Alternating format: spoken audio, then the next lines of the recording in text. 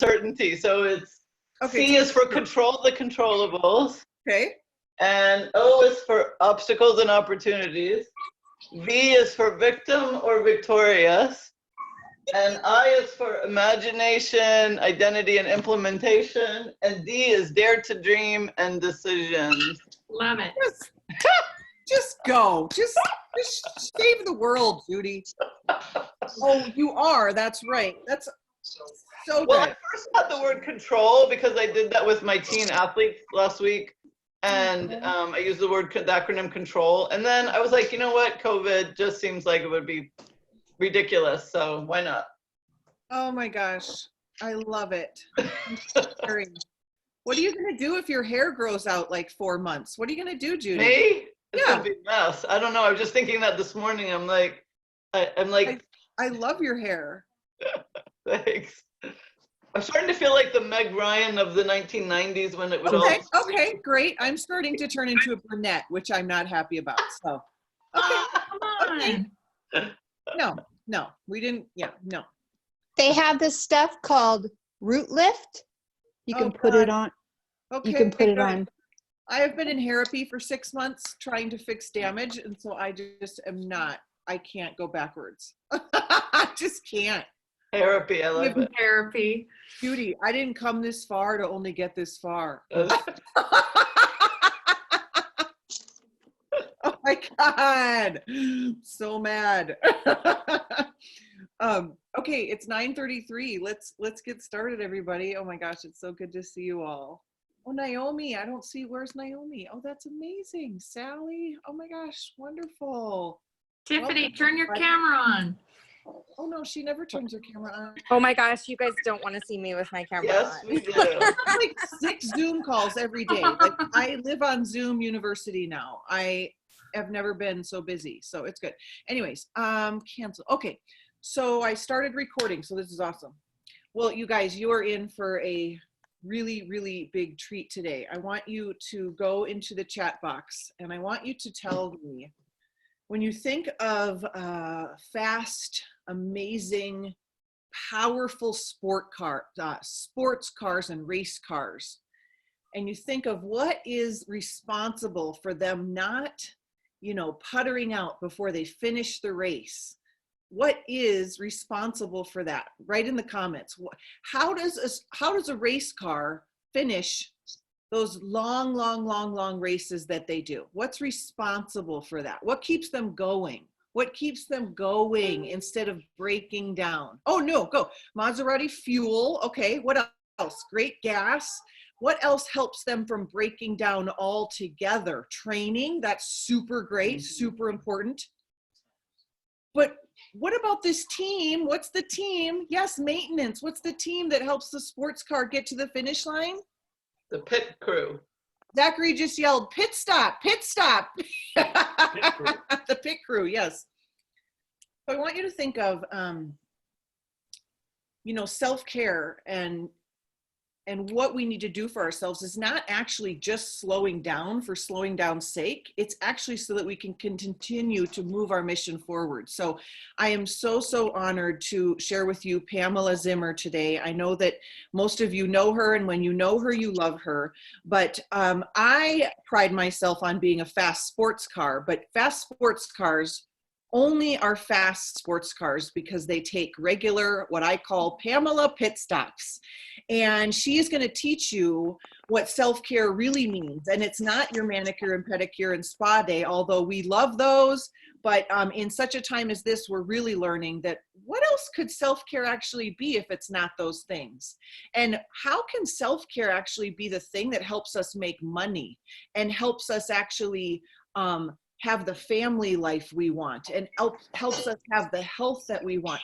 How could that be related to self-care? So Pamela is a 6-time best-selling author. She's an amazing speaker and an amazing coach. She's my self-care coach. And I want you to say, why would a high performer need a coach? I think I already set that up for you, right? Every high performer has a coach. And so I'm honored to share mine with you, and take it away, Pamela Zimmer. Thank you, Dr. Erin. I am so honored to be training today on the Mind Your Own Business call.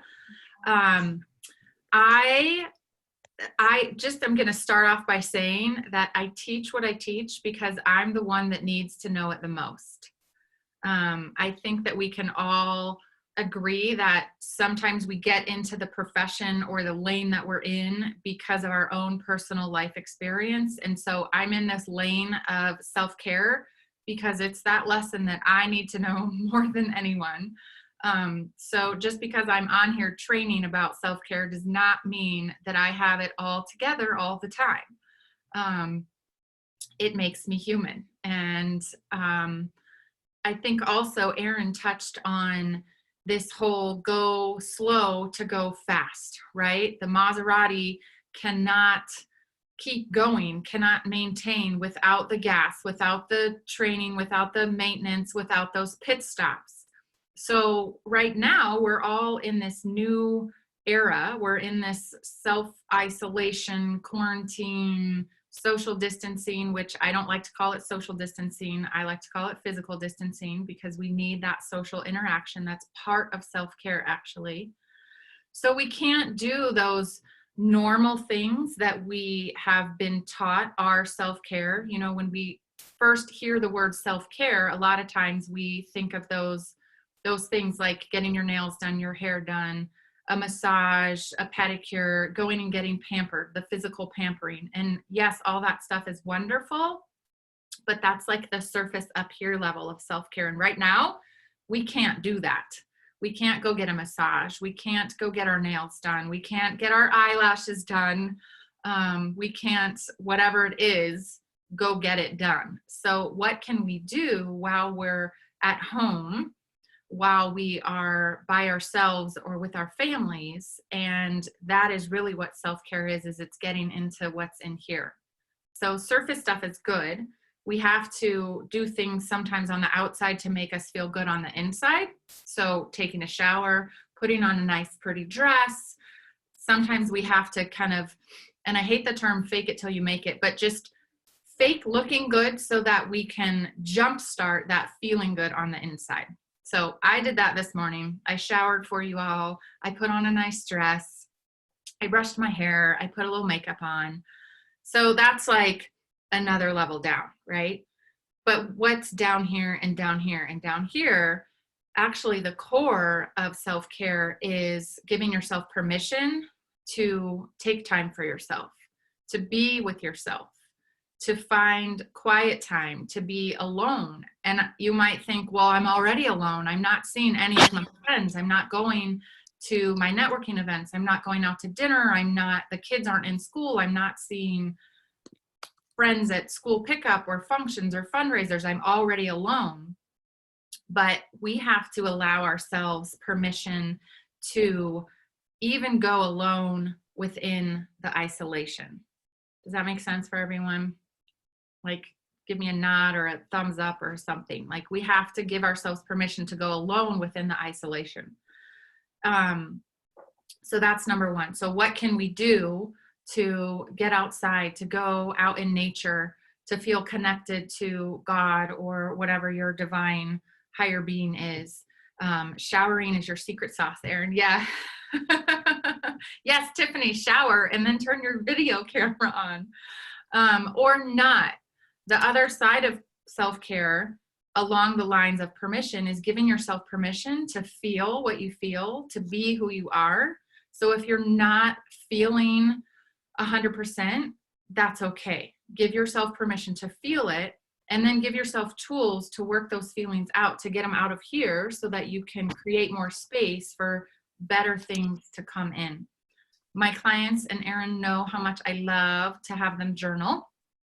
And that's a second tool that we can do, journaling. And journaling doesn't always necessarily mean I have this lined paper and I'm going to fill it out and I'm going to write and write and write and write. The purpose of journaling is to get whatever's in here out. So that can be writing down in complete grammatically correct sentences. It can be jotting down bullet points of how you're feeling. It can be taking your phone and just doing voice notes. It can be art. It can be scribbling. It can be dance. It can be whatever you need, whatever medium you need, your body and your mind and your soul need to get whatever is out here or whatever's in here out. So I call it journaling, but journaling has many different ways that you can apply it. The next thing is I have this phrase that I like to use, and it's called permission to pause. And it is a great phrase for us to be able to use right now, especially when we are feeling overwhelmed, we're feeling stressed, we're feeling like, oh my God, there's a zillion things happening. Even though we're not out in the world, in our homes, there's chaos and all kinds of things happening. There's all kinds of things we can't control. Judy, I loved your COVID acronym, control the controllable things. So the things that we can control is giving ourselves permission to pause. When we feel like, okay, I can't handle this, I don't know what to do, I'm not thinking, I'm just sitting here on my 12th Zoom of the morning, oh, please help me. Give yourself permission to pause, stand up, leave your room, go fill up your water, hydrate yourself, get a snack, move your body, stretch, go outside if you can, go sit in the car. I did that the other day. That's as far as I got outside of my house was the car in the garage. Permission to pause the moment. It doesn't mean that you're abandoning the moment. It just means you're pausing it. And it's a great phrase to use with your family and your kids as well too. If you have kids at home that you're helping to homeschool, permission to pause. They can use it. We can use it. Everyone in our sphere can use it. And it just means that I don't have to explain why I need a break. I'm just letting you know that I need that break. And we can consider that permission to pause our pit stop. So that's your pit stop. When you are giving yourself permission to pause, you're pulling off the side, you're changing the tires, you're filling up the oil, you're taking care of you, your body, your physical body, because self-care is fourfold. It's physical, it's mental, it's emotional, it's spiritual. And we have to make sure that we are pouring into all four of those areas. So physically, we know that we're taking our nutrition. So we're doing that for ourselves, but we also have to drink our water. We have to fuel ourselves with food. We have to move our body. For the emotional, that's where the journaling comes in, right? Get out what's in here that we don't want anymore and journal. Again, whatever that looks like. Mentally, be on calls with people. Tap into the trainings that Erin provides, that our team provides, any other resources of skill building and inspiration. And then spiritually, we get to give ourselves permission to connect with God or source or whatever your higher power is, because that's truly the only way that we're going to find peace in this chaos that's happening right now, this chaos in our homes as we're in isolation. Just permission to do all those things. The last thing that I just want to say real quick, and then I'll kind of open it up for questions and interaction and whatnot. There is a strategy that I like to use that is super simple that every single one of you can start doing every single day right now. And it's this strategy and this idea of bookending your day. So that is, you start with yourself in the morning, you end with yourself in the evening, whatever that looks like.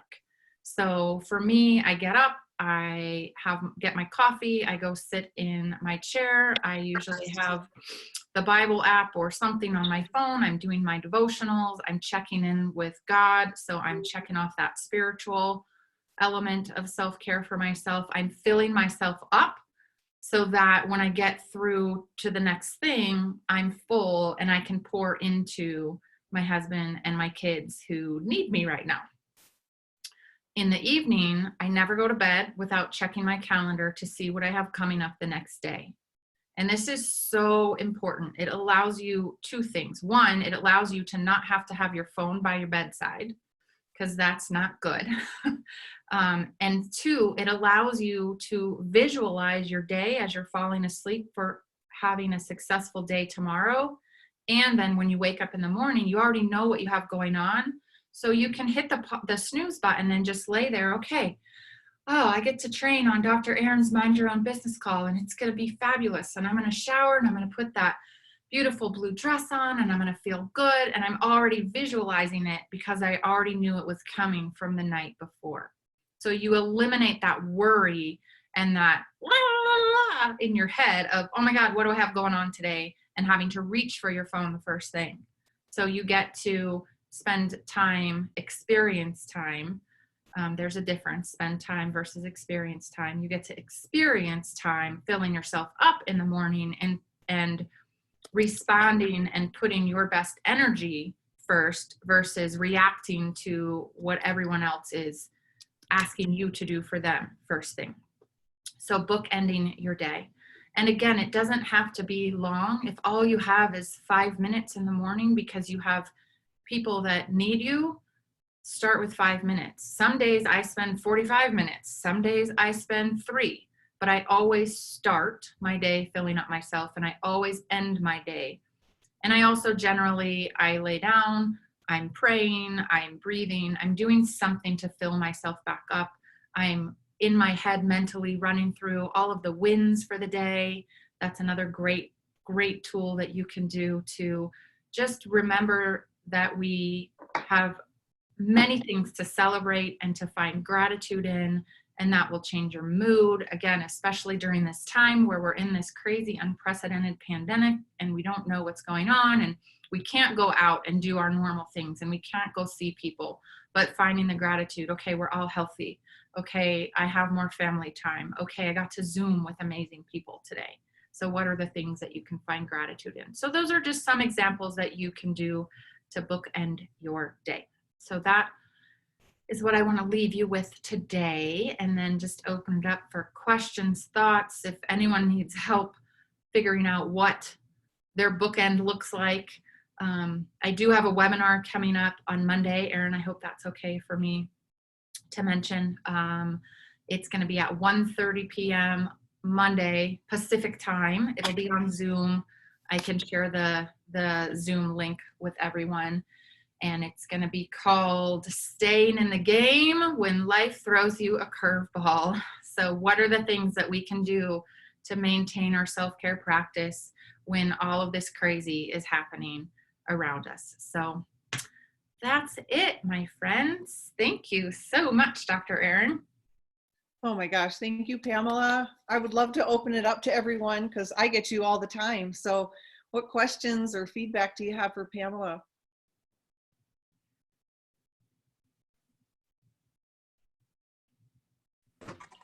I just want to say thank you so much. I could listen to you all day long. You're so calming. Your voice and everything is so peaceful, and it was just solid advice. So thank you very much. Oh, thanks, Tiffany. One of the things I would love to have you speak about really quickly is I really have learned from you the importance of documenting the wins. And especially in network marketing, where we do a little bit every day, it's hard to sometimes feel like we're going to reach this rank that we're trying to get to. And can you talk a little bit about why that is self-care and how documenting the wins is so important for our success and our happiness? Yeah, absolutely. You know, my definition of self-care, which I didn't give you before, which you might want to write down, is intentional thoughts or actions to care for your own physical, mental, emotional, and spiritual health. Intentional thoughts or actions to care for your own physical, mental, emotional, and spiritual health. And one of the things that we know is when we're feeling down on ourselves, we're not in a healthy mind space. We let doubt creep in. We let I'm never going to get there. I can't do that. We let the comparison in. We let all these negative thoughts and emotions in. So mentally, we're not healthy. And Erin, you've talked about mindset a lot. And Tiffany, you talked about mindset last week too. So one of the things that documenting our wins allows us to do is to look back and say, oh my gosh, I feel emotionally, I'm just feeling a mess today. I'm never going to get there. And so we get to sort of armor up with this list of, oh my God, these are all the things I did accomplish today. I did reach out to 5 people today. I did have 2 presentations today. I was on 6 Zoom calls. Oh my gosh, my kids did their homework today and they finished it. Oh, we all sat down for a family dinner today. Oh my gosh, the weather is nice. I got a workout in today. All these little things, they don't always have to be in regards to this business, this network marketing business. But I think that's another reason why Travis always says, check your vitals. You know, how many calls are you doing? How many people are you setting up 3-ways with? How many people are you ATMing into the system? Documenting all of that will show you that, yeah, eventually they're going to filter through that funnel and they'll come to a decision, which is the ultimate goal, right? That's what he tells us, is that our job is to collect decisions. And so documenting those wins helps us combat that, I'm never going to do it. I'm never going to make it. I'm never going to get there. Because no, how do you climb a mountain? 1 step at a time. What's that quote? I forget who is it, but just take the first step. And even though you don't know, you can't see I'm totally blowing that quote right now, but it's, you know, take the first step, even though you can't see the next one. So that's what documenting our wins does for us, is it helps us see those little baby steps, because the little things matter. The little things add up. And it just helps boost us, like, oh yeah, I'm not feeling like I'm ever going to get there, but look at everything I did over the last 7 days or 30 days, and look how many people I reached out to. Thank you, friend. Mm-hmm. Anyone have any other questions or comments?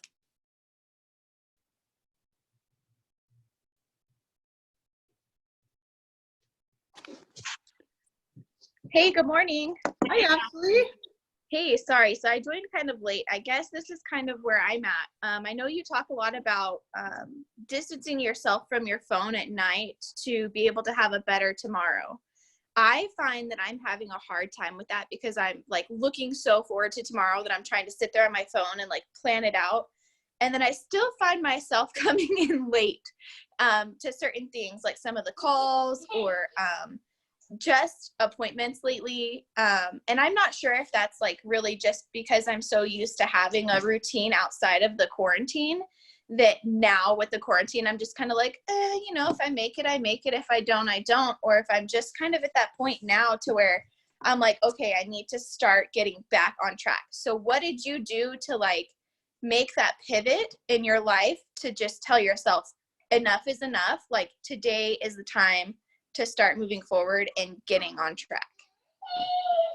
It just comes down to a choice. And if you blunder the choice one day, then you start over the next day. You just start with day one, until you get through day 1 and you're on to day 2. And the tool for doing that is to schedule everything.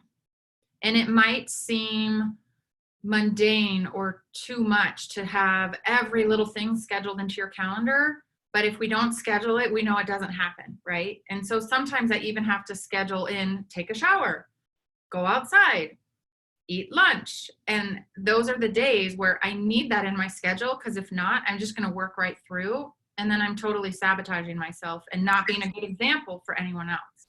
So if you can just schedule it in and just trust that whatever's in your schedule, you're going to stick to. And if not, then where can you rearrange that? I have this concept called white space, and it's like those little slide puzzles that we used to play as a kid, where they have 9 squares, but one of them is empty. We have to have that empty square, otherwise the puzzle doesn't work, right? So if we're completely scheduling ourselves with no white space in there, there's no room for something to move around when it does have to shift. So I say schedule everything, but I also say make sure you have white space in your calendar so you have room to make that puzzle of your day work. Okay, perfect. Thank you so much, Pam. I greatly appreciate that. I'm sorry I missed your call for the most part. I'm definitely going to try and catch the replay though, for sure. So I can go back and, you know, kind of reanalyze everything and bring it forward and start using it today. I don't want to wait until tomorrow. I want to start and change my schedule today. Aw. Yay. Can I just tie that concept up with a bow here? I think the power of a decision is really affirmed by accountability. And so some of the work that I do with Pamela, you know, it's always about like pivoting, like what is my new decision? And now what is my new decision? And now my life is different. And now what's my new decision? And I will literally just have her say, she's like, how would you like me to support you? I said, I would like you to Voxer me, good job, when I tell you that I do it. And I remember years ago, I was telling Garth, my husband, I was like, I want to really work out in the morning. And he's like, well, how could I support you? I'm like, you can clap for me when I get out of bed. He's like, you want me to clap for you?